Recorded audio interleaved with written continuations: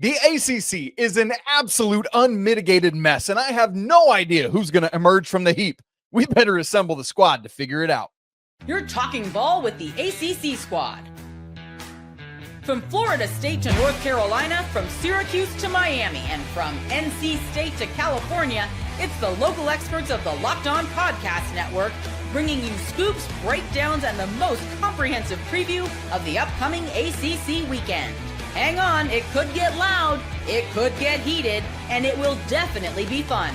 Squad up, you're part of the ACC squad. Hey there, what's up? It's Thursday, November 13th, 2025. Welcome into this week's episode of the ACC Squad Show. And where we're trying to figure out if we should send anyone to the CFP or not. I think we would all answer equivocally. The answer is no. Maybe we should just look ahead to baseball season or something like that. Joining me on the show today from Locked On Syracuse, Mr. Jackson Holzer. From Locked On FSU Seminoles, Mr. Brian Smith. From Locked On Blue Devils, JJ Jackson. And half of the hosts of Locked On Wolfpack, Mr. Grayson Boone. I'm your host today, Isaac Shade, host of Locked On Tar Heels. You're joining us at the place to get your ACC content every single day. It's part of the Locked On Podcast Network, which, fellas, now the #1 sports podcast network in the entire galaxy. Yes, that's right. The entire galaxy. We're #1. Special shout out to all you everydayers who have joined us. Great to be with you. Here's where we're headed on the show today. The ACC is a mess, but somebody's going to come out of this thing and head off to the CFP. Who on earth is it going to be? Could be JJ's Blue Devils. Then we'll look ahead to this week's slate where we've got 5 one-loss teams. Is there any hope for the 2 loss teams remaining? And then also we got to look on the hardwood where there are a slew of insanely talented freshmen already making an impact on the ACC. In fact, this week's ACC co-players of the week are both freshmen. Fellas, what on earth are we supposed to make of our conference? Virginia loses at home to Wake. Louisville loses at home to Cal. Duke loses at UConn. Clemson beats Florida State 24-10 in a game that maybe could have been the ACC conference championship game preseason, and now it's laughable. Here's the question. It's funny. I'm going to ask it this way, and then somebody's going to laugh at it. Is there any hope in all of God's green goodness that we could have more than one ACC team in this year's CFP? No. Do you want me to reply? I just wanted Things to see aren't looking good. Response y'all had. No is the absolute unequivocal answer. They might not even get one. We shouldn't. We probably should not have one. Here's where things sit right now. There are 5 one-loss teams: Georgia Tech, Virginia, Pitt, SMU, Duke, which, guys, that means that there is no Clemson, no Miami, no Louisville, no Florida State that we're looking at even making the championship game, much less being our representative. So let me ask you this way. Is there any hope that either of the 2 loss teams, Miami and Louisville, will jump one of those 1-loss teams? But that would mean that 4 of the 5 1-loss teams have to lose again. Never say never if the season has taught us anything so far at this point, that someone could backdoor their way into this thing with given how the ACC's been. That's a fair statement, to be really honest. It might be the most true statement we hear all night. I got a question. Is there anyone in the ACC who you think can win a national championship? This year? Yeah. No. Hell no. No. We're talking football, right? This is still football. I'm just glad we can all laugh at the futility of this conference this year. I love how we could sit here and complain about how there's anti-ACC bias and everything like that, but the reality is that this conference just isn't good right now. It's just not good. There are no good teams in this league, and by good teams I mean anyone who has a remote possibility of winning a national championship. There's not even a team you can make the case that, if it breaks right, they could maybe make the semifinal. No. All these whoever is lucky enough to get the one bid from the ACC, and I say lucky because I don't know if they would actually get the bid, because remember, you're not guaranteed a bid just because you win your conference. It's the best 5 it's the best 5 conference champions. It doesn't mean you have to be a Power 4 conference just to get in. But the team that gets in is going to get slaughtered. That's just what's going to happen in all likelihood. They're going to go in there. They're going to be what? The 12 seed because they'll 11. It'll be the 11 because be whoever 11 the or group 12, whatever it is, and they'll get to play, how about Georgia? Okay, Georgia. cool. That doesn't sound fun. That's going to be awesome to talk about. This conference is bad. You know what's Georgia- crazy? Georgia What's against crazy? Virginia? Go ahead. Georgia against Virginia. You're not excited about that, Jackson? I mean, I'm honestly hang on, concerned for the health legitimately, and well-being Brian, of all the Virginia Brian, players going into that game. you just said it, Brian. Virginia at Georgia in Athens. What is the line of that game? Like that tells us how many, like 14 minus 14. Like what's the line of that 14? game? Oh, no. 34. No, not 34. 17, 18. Yeah, I mean, legit, Yeah. 3 possessions is the line in that game. 100%. Sanford Stadium will be litty. Yeah. In that Grayson, place. what were you about to say? The longer I sit here and look at it, I don't know if the ACC will end up getting a team because we know that Duke has a pretty favorable path to get to the conference championship. If they win that and get the auto bid, I'm not sure they're going to be ranked higher than, let's say, a USF if they go on to win the American because they're currently, 24th right now? If they keep winning, they're going to be ahead of Duke. But then there would have to be a 6th conference that would get ahead of the ACC champ would have to be 6th to not get in. Right? Does that make sense? The fact that I'm bringing this up is in Yes, fact a problem. Duke has 4 losses, and one of those is to UConn. Yeah. They got blown out by Illinois. I know people will say, well, it wasn't as bad as the story indicates, but the reality is the score is 45-19. 5 turnovers. Illinois. Yeah. Okay, so we've got, of these 5 one-loss schools, Georgia Tech has at Boston College and then hosting Pitt. Virginia is at Duke hosting Virginia Tech. Pitt is at Georgia Tech hosting Miami. That doesn't seem hopeful for Pitt. SMU hosts Louisville and then is at Cal. Duke hosts Virginia, is at North Carolina, and then hosts Wake. Of those 5, do you think that 2 can come out still having just 1 loss? Do you trust anybody in this league? This is a really easy question, folks. Absolutely not. No. Yeah, I think everybody will have 2 losses walking in, if not 3, into the title. If Miami somehow found their way into the title game still, would it surprise any of us? And they could. So Miami and Louisville are the 2 loss teams. Miami still has NC State, at Virginia Tech, and at Pitt. That's their remaining schedule. They'll find a way to blow it. If the Pitt game, I'm just going to go ahead and call this because I've lived in Florida. If that game is cold and snowy and wet, South Florida kids ain't playing ball there. That ain't going to work. But if it's a dry track, no, seriously, I know, you're right. Now they'll be in parkas before they get on the plane. So that's my only concern for them there. But Pitt, they got Notre Dame this week and they're going to be beat up. Then they got Tech and Miami. That kind of eliminates them. They'll be too beat up. I don't know if nothing against JJ here, but Duke, that team is it's civil. It is dysfunctional in so many different ways. JJ, what's your response to that? You see it every week. It was so disheartening to drop the UConn game in the manner in which that they did when the offense has been so great throughout the course of the season, but in the losses, it's been costly turnovers from Darian Mensah, who's, again, he's been awesome. It's just you can't have as many turnovers and keep trying to find ways to win games like that. So, I'm of the teams that are out there, it feels good to still have a chance mathematically. But also, as you just listed, Isaac, so many of these teams that are still in the hunt only have 2 ACC games left because they either have a bye week still to come or they've got their rivalry game out of conference. Whereas Duke still has to go unbeaten in 3 conference games, knowing how crazy the ACC has been this year. And we'll talk specifically more about the Duke-Virginia game coming up, so let's hang on to that. But, JJ, you make a great point. The more games you got to play, as unpredictable as these teams are, there you go. So, Grayson, let me ask you this question. It's ACC Championship Saturday. The 2 opponents in that game have a total of how many ACC losses? 2, 3, or 4? Does that make sense what I'm asking? I'm going to say 3. I think So somebody's you think going to have we one, will have the the other 2 will have loss? 2.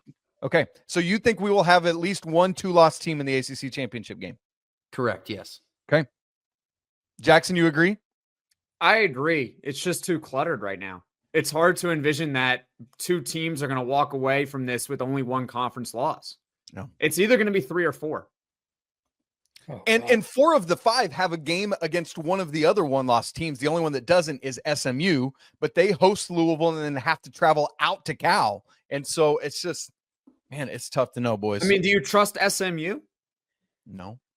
Yeah, they lost to Wake Forest. I know they beat scored Miami, and then you 12 lose to Wake Forest. It's just like, Not only they lose, brother, they scored 12. That's not good. this is North the Pac Carolina has scored Conference. more than that 3 games in a row at this point. That right there disqualifies all kinds of things. But by the way, I know we'll get into it later. I'm curious if anybody's heard anything on Chandler Morris in regards to his health, and anybody that has any quarterback injury stuff. We need to talk about that. We got quarterback injuries. Okay. Yeah, Syracuse is struggling with that right now. Well, let's Out of get all into the bad it then. teams in the bad conference, we might be the worst. Eh, We're terrible. All right, Well- then we got to look ahead to this weekend where we've got a Clemson at Louisville game that a lot of us on this show preseason predicted would be the ACC championship opponents.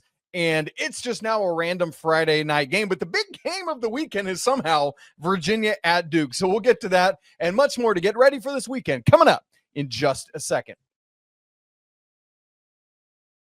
Right after I tell you about FanDuel, y'all, the NBA is back, and there's no better place to get in on that action than FanDuel, the official sports betting partner of the NBA. Even if you miss the start of a game, or maybe you want to ride the hot hand, FanDuel has live bets on everything from who's going to score next to who's going to make a big comeback late in the game. Plus, you can combine all of those live bets into one same-game parlay for a shot at an even bigger payout. All of that, man, it keeps every game exciting because you got something riding on it. Like, am I going to win or not? I mentioned a couple of those upcoming games. Tomorrow, Louisville at home against Clemson, 2.5-point favorites. And then Saturday, Duke at home against Virginia. The Blue Devils, 6.5-point favorites against the previously ACC undefeated Cavs, at least in games that actually counted for the conference standings. Right now, FanDuel is giving new customers $300 in bonus bets when your first $5 bet wins. So head on over to FanDuel.com to sign up and play your game with FanDuel, the official sports betting partner of the NBA. Welcome back into this week's episode of Locked On ACC Squad Show, your first listen of the day. And thank you for making Locked On the #1 sports podcast network in the world. You're listening to the ACC, which is not the #1 conference in the world. I can tell you that. We, from a football standpoint, are maybe 5th or 6th, hopefully, right now. Let's look to tomorrow night's game, Clemson at Louisville, 7:30 p.m. Eastern on ESPN, or something else for those of us who still have YouTube TV. This is a game that preseason, multiple of us picked as an ACC championship game. But now it's a whatever game on Friday night, although Louisville, even with that loss, sitting as one of our 2-loss teams in the ACC. Brian Smith, as you look at the makeup of this game, it's funny to ask it this way, but can Clemson play spoiler to the Cardinals? Well, their defense and their front's starting to play a little better. You can ask Florida State, who, they shot themselves in the foot about 125 times in the first half of that game last week. But they're not going to be easy to move the ball on. And right now, Louisville's quarterback, man, like outside of, no offense to Jackson over here, outside of Syracuse, you might have the least trustworthy quarterback in the league in a clutch moment, and then that's the guy at Louisville. So if they don't protect better than I expect, because Louisville's biggest Achilles heel is the offensive line, I like Clemson. And I think they'll win by double digits because I don't think they'll be able to block them. Grayson, what do you make of it? I don't think I've ever been less sure of a potential outcome of a game. I mean, Clemson, what the hell do you look at this point? They're 4-5. Maybe they're playing better now, but like Clemson is 4-5. Clemson, okay? Right. Louisville, now, Isaac, you posed the question, can Clemson spoil Louisville? Louisville's already spoiled. So there's that. So like, does Louisville have to get up for this game? I don't really know. Like, how do they respond to losing to Cal? Because that was your season ahead of you and you let that get away. So Yeah, this is most certainly a football game. It will be played on Friday night. I think that's all I got for now. But Grayson, the reason I pose it that way is Louisville is one of our 2 lost teams. There are some things that could break where they still make the ACC championship game. They don't deserve it though. They blew it. No, I agree. That's how we all feel right now. Nobody deserves it. Grayson is you're preaching to the choir right now. It's like, okay, sure, Louisville, go ahead.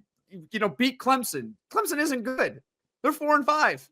Like we've given Clemson enough chances here on this show to actually be something this year. Yeah. They're nothing. They're 4-5. They're done. They have to. They're fighting to just make a bowl this season. To make Dabo has to talk about refs to become relevant for Clemson to be relevant right now, right? Like, you lost to Duke, and we're talking about the refs. The refs, you lost to Duke. Duke just lost to UConn. Like, who's going to win this game? Okay, fine. They're at home. I'll go with Louisville. Oh, wait. Last week they were at home. They lost to Cal. So who's going to win? No clue. No clue. I don't have a pick. okay, well, speaking of those Duke, go ahead, JJ. You were about to say something. I was just the more I think about this, I think I'm in the, you asked Grayson earlier, 2 losses, 3 losses, 4 losses, whatever. And all week I've been thinking about all of the various tiebreaker scenarios and how difficult of a decision this could get down to. At this point, just let everybody have 2 losses to make tiebreakers even more impossible to figure out, because that's honestly what this ACC season deserves. Flip a coin. We're getting very close to like a tribal council situation here. Yeah. It's like the Friday Night Lights movie, right? Remember they go to that diner because there's 3 teams and they flip a coin to see who's going to, man, it's crazy. Okay, JJ, I'm coming right back to you because the game of the week in the ACC, as we all expected it to be for week 12 or whatever this is Virginia at Duke. These are 2 of our 5 one-loss schools. So one of them, guys, I don't know if you know how math works. One of these schools is now going to have 2 losses in the ACC. It's the wildest thing. JJ, this game is at home for you, 3:30 Eastern on Saturday, ESPN2. I just said it, Duke favored at FanDuel by 6.5. What do the Blue Devils have to do to bounce back from losing to Dan Hurley, Alex Caravan, and UConn? No, that was absolutely. I think looking at this game in particular for Duke, quarterback play is obviously got to improve, which is crazy that you're saying that when you're talking about Darius Mensah, who's been atop the country in passing yards per game for the entire season. But the bottom line is this year, when Duke has protected the football, nobody has stopped them. This offense has racked up yards getting up and down the field. And Brian pointed it out a little bit earlier. There is a major question at the quarterback spot on the opposite sideline with Chandler Morris, the Virginia quarterback, who did not practice early in the week. We will see how that progresses throughout the course of the week. Tony Elliott is not even labeling this a concussion. It's just an upper body issue is what they're labeling it there at Virginia. But it was so clear in the tackle that was made. Duke did not look too good after that play played out. So certainly that's going to be a big indicator into how successful I think that Virginia will be able to be in this game. Okay. Look, here's the other thing. Of the rest of our one-loss teams in the ACC, only one of the others is playing an ACC game, and that's Georgia Tech at Boston College. Let's just can we just, well, I guess we shouldn't assume it's going to be a victory, but please, dear goodness, Georgia Tech, I'm looking at you dead in the eyes, Brett Key. Do not lose this football game. Okay. The other thing is Pittsburgh is going out of conference, hosting Notre Dame. You know, Notre Dame plays an ACC slate.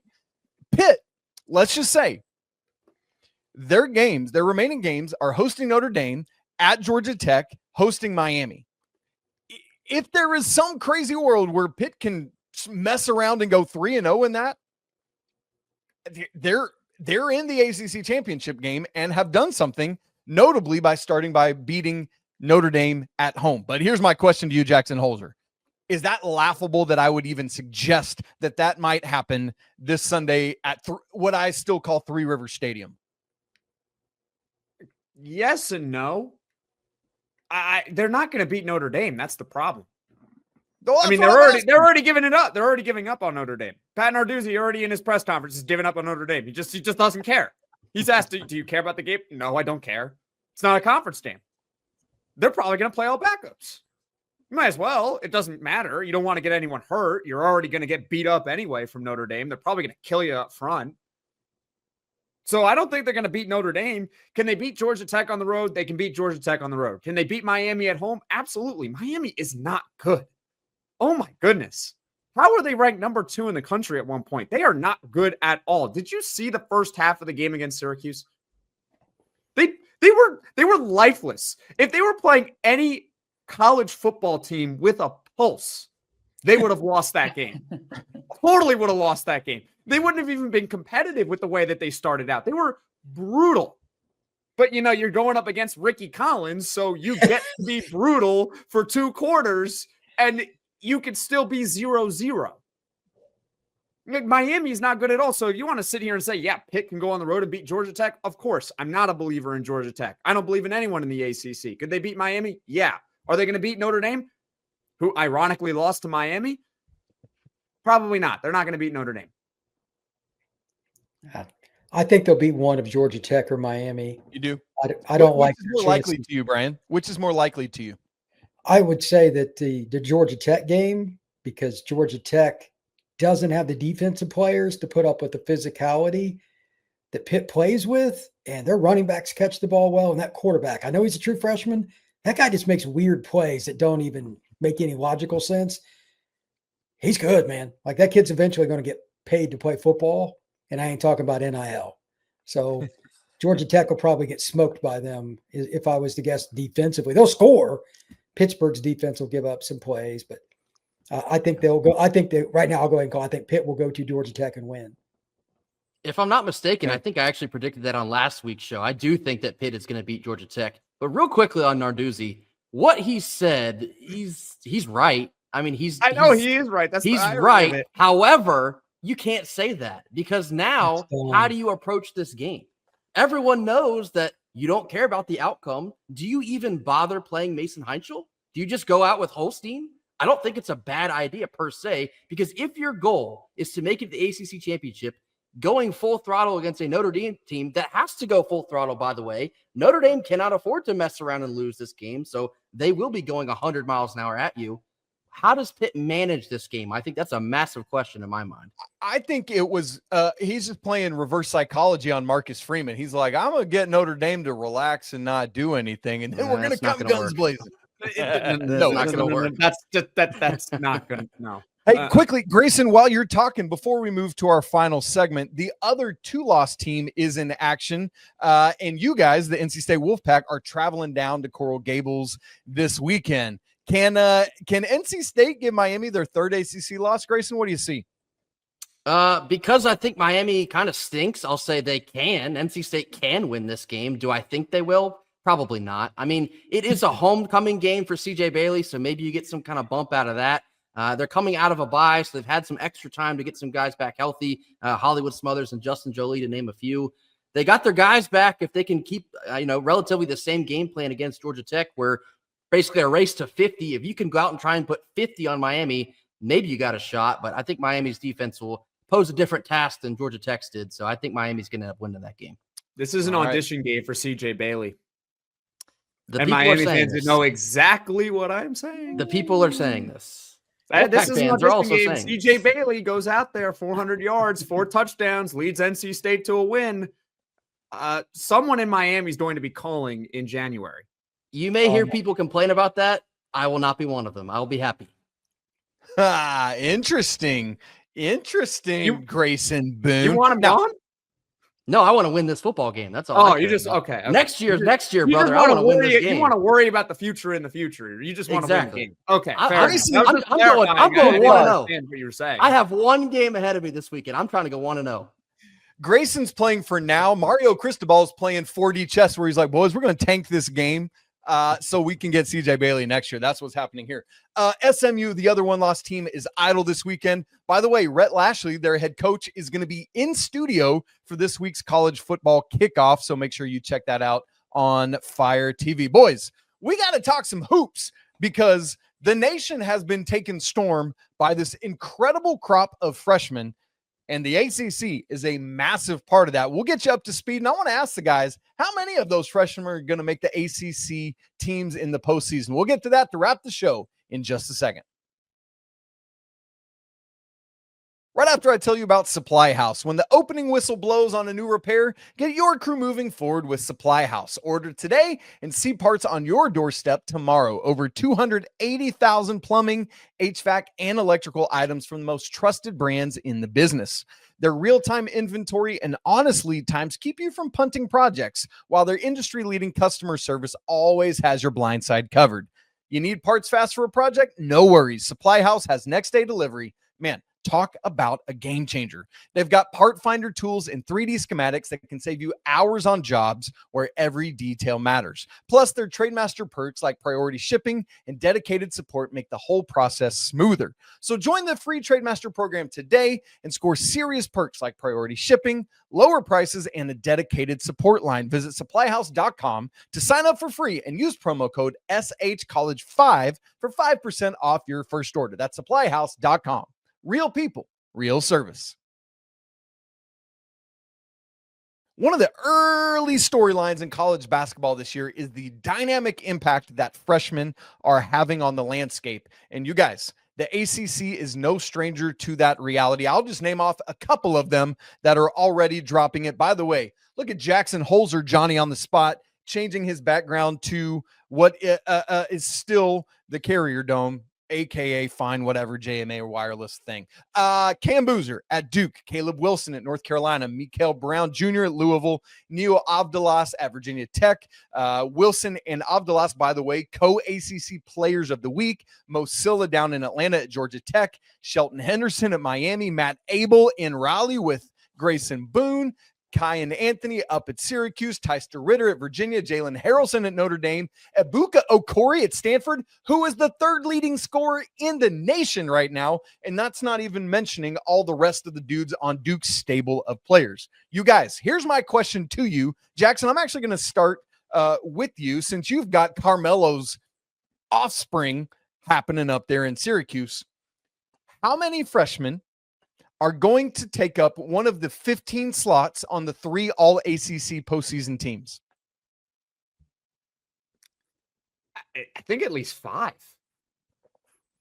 I think so. That's a lot. You're already at 5. Yeah, I think 5. Grayson, is that because you think it'll be more or less? I'm going to go a little bit less. I'll say like 3.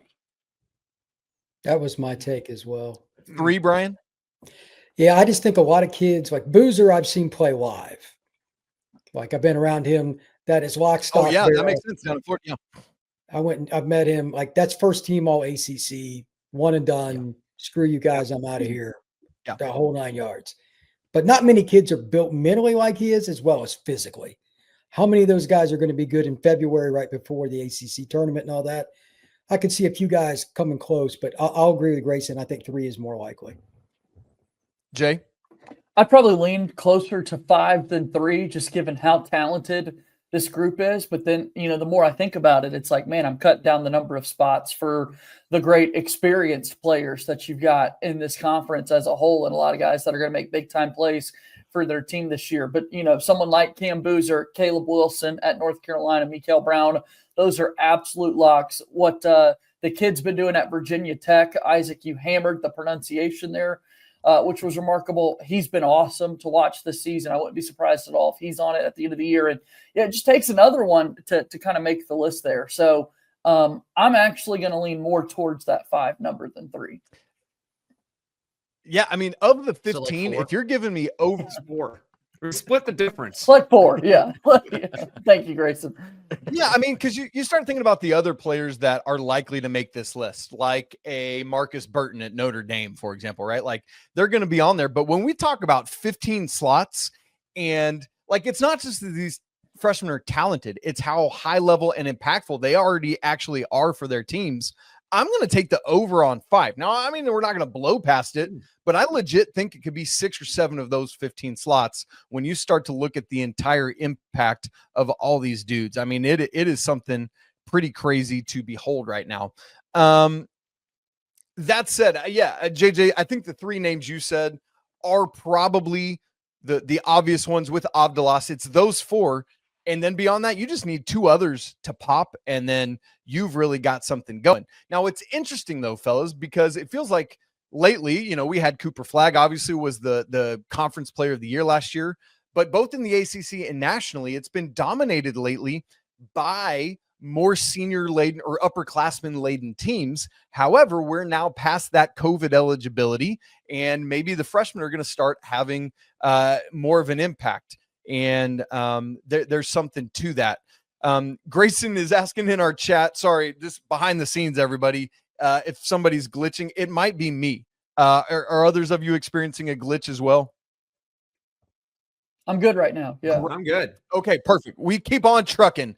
Welcome behind the scenes, everybody. So, as you look at that, it's going to be really interesting to see how that all plays out. Jackson, I want to come to you because with Carmelo Anthony being like a living legend in this league, how big an impact do you think as we think about the freshmen versus the upperclassmen, and as you look at, say, him compared to a JJ Starling, what level of impact will Anthony have for this Orange team? Through 2 games, he looks like a top 3 player on the team already.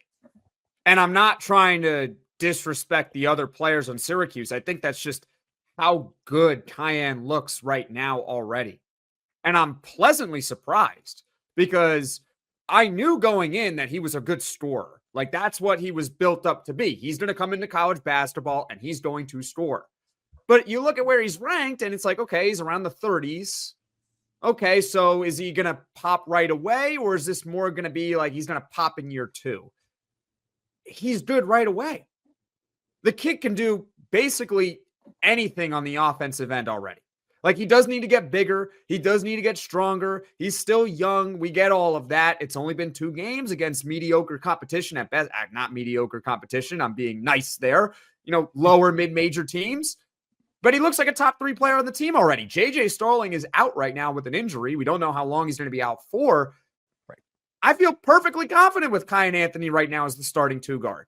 It's like they're not missing it. They didn't miss a beat in the last game. They didn't miss a beat in the season opener without JJ Starling. So Cayenne looks great, and it's not just because his last name is Anthony. Like, he's legitimately a really good basketball player already. JJ, for your school and for my school, I think they are going to both be led by freshmen. Cam Boozer should be by all sorts of metrics Duke's best player. Same for Caleb Wilson at North Carolina. But elsewhere in the triangle, Grayson, it's an interesting thing there because I think Matt Abel is a massive contributor for this team, but I don't think we project him to be the best player or the leading scorer on this team, right? Like, that's probably Darion Williams, for example. How do you see Abel's role fitting into what's going on with this team? Man, it's only been 2 games, but he's been giving us a lot, not just in scoring, but Matt Abel, the true freshman, is our 2nd leading rebounder, which is crazy. He's like 6'2", 6'3". He's a guard, 2nd leading rebounder. I know it's only 2 games, but he's been able to do so much outside of just being a pure scorer, which he is, but he can get on the glass. He can assist pretty well as well. He's averaging 3 of those a game. He takes care of the basketball. He's just been a jolt of life into the lineup anytime he comes off the bench. I think that if he can finish somewhere around, I don't know, like 8 to 9 points a game, that's going to raise the floor and the ceiling of this Will Wade bunch. And we're talking about everyone else.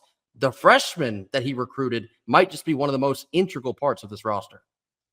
Man, that's so interesting. Speaking of freshmen, JJ, let's forecast ahead to next week because one of the premier highlights of the early part of the season is the Champions Classic. Each year includes Duke, Kansas, Kentucky, and Michigan State. This year, it will feature your dynamic freshman Cam Boozer against who many project to be the number 1 player in the NBA draft next year, or certainly the 2 of them are, both top 3 in the draft, and that's Darren Peterson. We saw Darren Peterson in Kansas play North Carolina last week. JJ, we're going to get to see that matchup with another Tobacco Road team. What do you project ahead of this Kansas-Duke game next Tuesday? A whole lot of highlights. First and foremost, when you think about the star power that's on the floor playing in Madison Square Garden, Darren Peterson has been so much fun to watch for Kansas. I know that's not in our ACC equation, but like you said, he's one of the top players in the entire country. And Cam Boozer, in his debut against Texas, finished with 15 points and 13 rebounds, a double-double to start his college career. And you were underwhelmed because in exhibition wins against Tennessee and UCF, power conference opponents. Cam Boozer averaged 28-17. I mean, he's putting up video game numbers so far to this point. I don't see anyone out there really stopping him or slowing him down in any ways. I think we're going to see a dynamic game being played out. All right. Going to be a lot of fun. Can't wait to see it. And by the way, it's been great to see the ACC in totality off to a better start this year. As we record, the only ACC loss is Boston College. So come on, Eagles, what are you doing? But it's just feeling much better than it was last year, but still a lot of room the ACC has to grow. We'll obviously keep our eyes on that as the season goes. Great to be together today for the ACC Squad Show. Again, make sure you check out Jackson Holzer on Locked On Syracuse, Brian Smith on Locked On Seminoles, JJ Jackson on Locked On Blue Devils, Grayson Boone and Kent Gibbs on Locked On Wolfpack, and all the rest of the stable of ACC shows, as well as mine, Locked On Tar Heels. Great to be together. We'll do it all over again next week. Hopefully, Dono will be back, unless the Wolfpack go down there and take care of business, and then he might just stay away for another week. We'll see what happens there. This has been the Locked On ACC show. It's all part of the Locked On Podcast Network, the #1 sports podcast network in the world. Your team every day. We'll see you next week. Peace.